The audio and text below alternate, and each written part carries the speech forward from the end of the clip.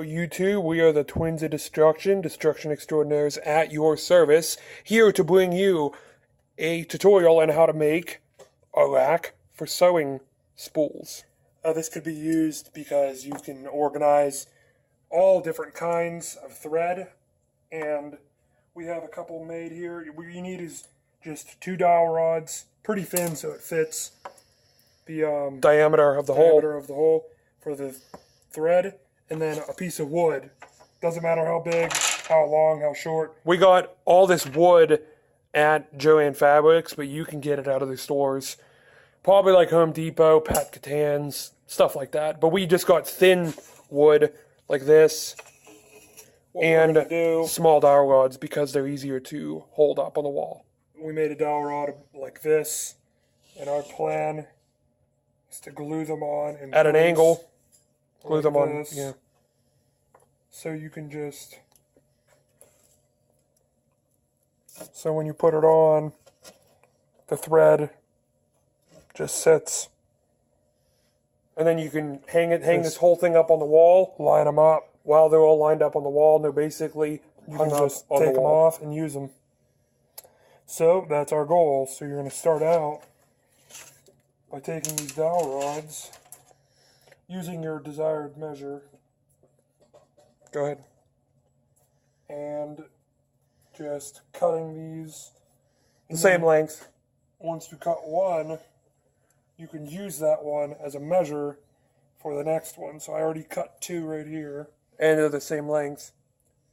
So then you just go and then cut 3, and then 4, and then 5, and then just however many you want to fit this whole piece of wood. But it doesn't, it all depends on the size of board you have for how many dowel rods you need. So we'll be back when we're done with cutting the dowel rods. All right, now that all these are cut out, we have 18 little mini dowel rods. Depends, yours will be different because you could have different size dowel rods. You could have bought more, but we're going to take these and we're going to put them off to the side for now.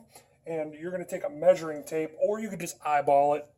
And what we're going to do, after 1 inch, we're going to estimate, we're going to throw it in the middle, and then put a dot. We're using the usual spool size as a reference. It's estimated, yeah. So we're going to go another inch, and then just put a dot. We're basically just going to mark every inch on this piece of wood right here, and then we're going to put a dowel rod on every single dot. We're going to use some hot glue. 9. That's 9. Okay, we screwed up. Okay, so we actually... Yeah, we're marking every inch, and then we were going to... decide whether to do it every 2 inches or whatever, every inch and a half. It's up to you, really. So we're just roughly going all the way down. Well, the spools are kind of big, so we don't think it's going to fit with 1 inch, so we're probably going to do it every 2 inches. Well, if you want to, like we did, we started out here, so you can just draw these little... Mark every 2 inches so you know where you want to mark. Again, it's up to you, depends on how much thread you have, the size of the spools. We just want to be more safe than sorry, so we're going to do it every 2 inches to make sure that all the spools fit in between each other. See, because as you can see right here,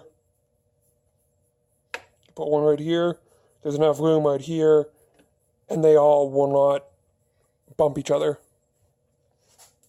So now we're going to actually start gluing on the dowel rods. Right, so this is the final finished product. As you can see here, I didn't end up just gluing. I actually drilled at an angle. So take with that with what you want, but then stuck the little poles through and glued it on the back. Little poles. Yes, little poles. And actually had enough to fit the whole piece of wood. So we are done. If you don't have little marks like this, you can just leave it alone. You can spray paint it. You can wood stain it. I'm probably going to wood stain it, you know, just my personal preference. But this is the final product. This is what it's going to look like. And you can just take thread and put it on. But, you know, you can either put it up on a bench like this. You can put it anywhere you want. Or you can go down at the bottom here in the corners and actually get some nails and nail it to the wall. So it's at a convenient place to wherever you're sewing. Well, top corners, bottom corners, whatever. Yeah. All right, so that is the end of the video. Hope you guys enjoyed.